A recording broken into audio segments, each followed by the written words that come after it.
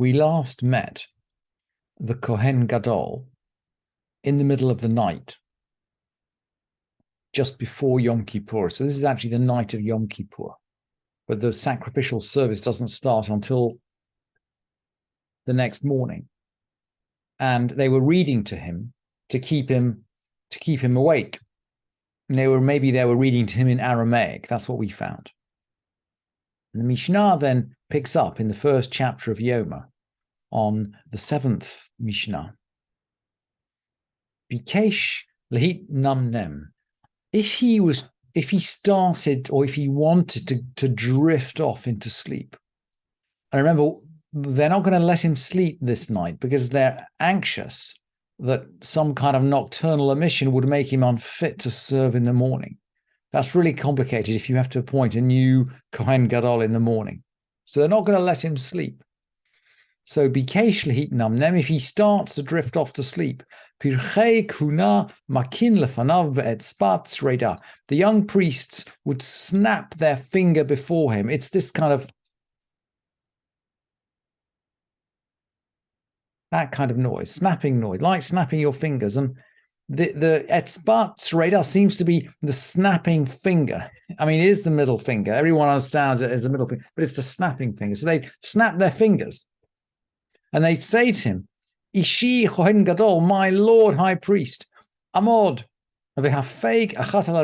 stand up and cool down once on the floor. Hafeg is from the verb fug, and it means to sort of cool off or evaporate, something like that. And of course, it's a cold stone floor.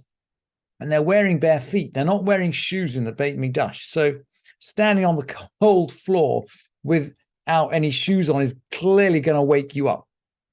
And they keep him busy until the time came for the slaughtering. In other words, the time comes to slaughter the animals. So they just keep him busy all night.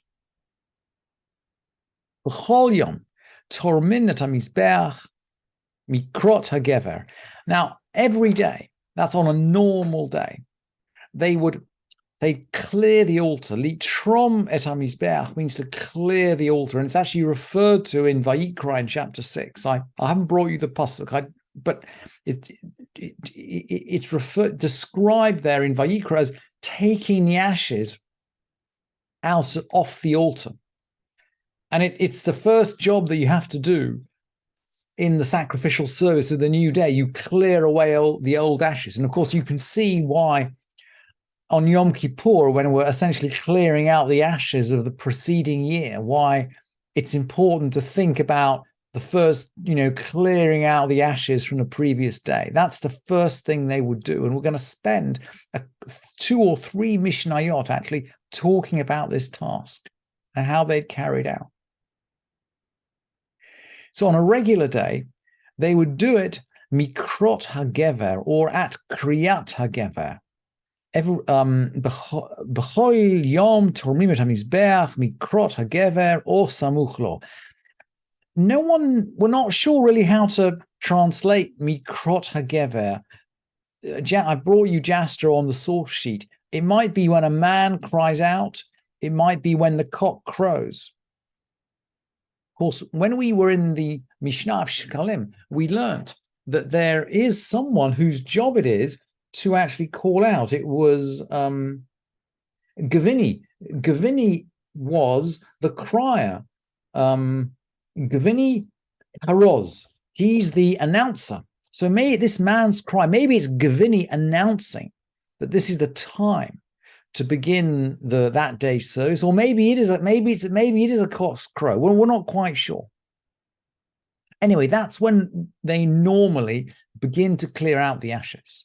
But Yom Kippurim mechotzot. So on Yom Kippur, we start a little bit early. Whether this is indicative of the fact that we need to start clearing out the rubbish from the past year a little bit early to get ready for Yom Kippur, or whether it's because the high priest had a lot to do, right? So they started early, or maybe it's so that he could do it. Maybe he has a lot to do. They start early.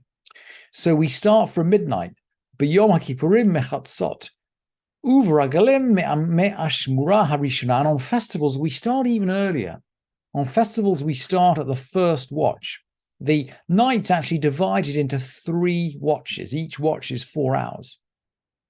So it's divided into thirds of 4 hours each. And if we think approximately as the night starting at 6 and finishing at 6 a.m., starting at 6 p.m. and ending at 6 a.m., we can see the end of the first watch is going to be 10 p.m. So that's even before midnight. And then the Mishnah continues, and it's the end of the Mishnah that makes me think we're talking about a human cry, not a cock's cry, because the Mishnah closes, V'lo hayta mikrot hagever. The mikrot hagever, that's the cry of the announcer or the cry of the cock. Lo hayta mikrot hagever magat. It wouldn't arrive ad shehaita azara maleam Yisrael, until the temple court was full of the people of Israel. So it does sound at the end of the Mishnah as if we're talking about a human process. Someone's making an announcement, and they're going to make an announcement at a time when the court is full. It might mean the cock as well. And look, I brought you both definitions in Jastro, just on the source sheet. And by the way, this timetable is repeated in the Mishnah and Tamid, and I've also brought that on the source sheet.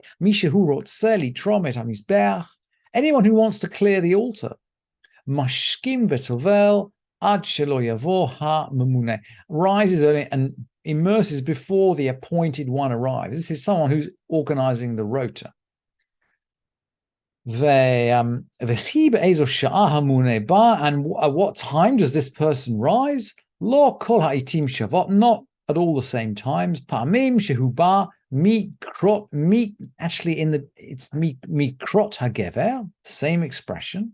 Sometimes he comes at the cock's crow, or maybe that's the man's cry. Or samuchlo milfanav or mil acharav, or at an adjacent time, either before it or after it. So also in the Mishnah of Tamid, we have a reference to this activity and this time, mikrot hagever, but we still don't really understand exactly when it is. However, what we do understand is anybody could clear the altar. That is, any kohen. Anybody who wants to clear the altar rises early and immerses. Most other activities in the Beit Mikdash were, if you like, a bit less dirty and a bit more honorable. And so they would be handed out in terms of priority or by lot. But because this is it's just not a nice job. So the idea was that anybody who wanted to could do it. And this is described in the first Mishnah of the second chapter. Barishonah, kol mi sherotzeh litromit hamizbeach torem. Originally, anybody who wanted to clear the altar did so. Bisman, shehen merubin. If there were lots of people who wanted to do this dirty job, and I guess on Yom Kippur there would have been a lot of people. Ratzin ve'olin bakevesh. So they'd race up the ramp.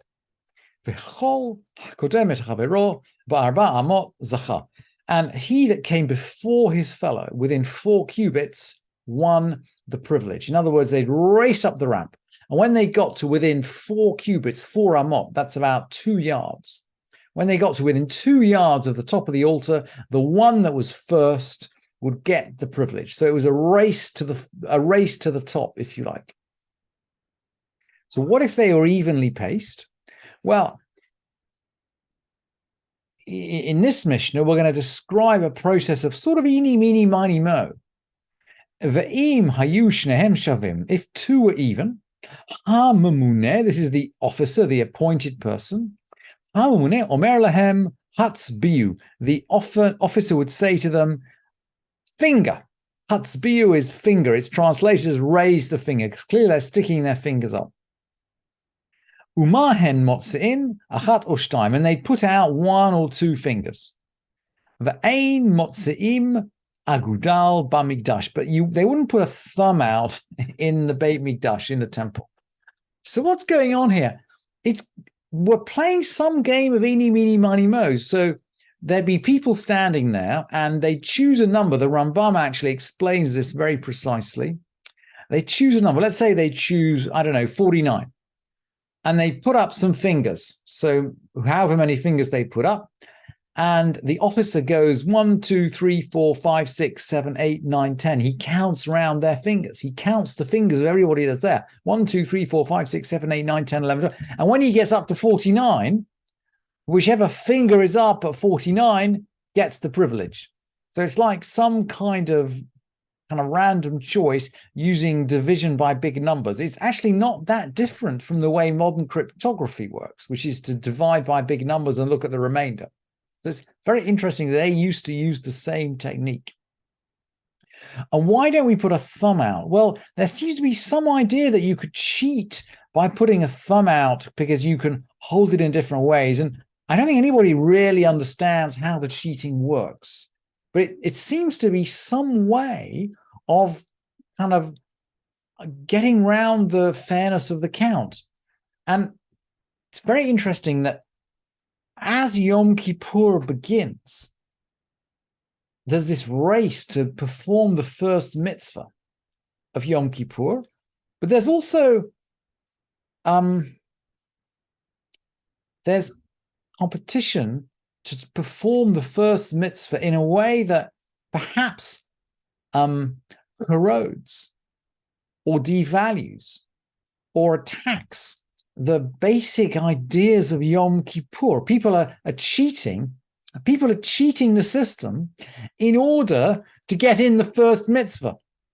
It's absolutely fascinating that we're touching on these conflicts of values right at the start of the Mishnah of Yoma. And we'll close here, but tomorrow, as we open up the rest of the second chapter, we will see this conflict of values burst right out into the open.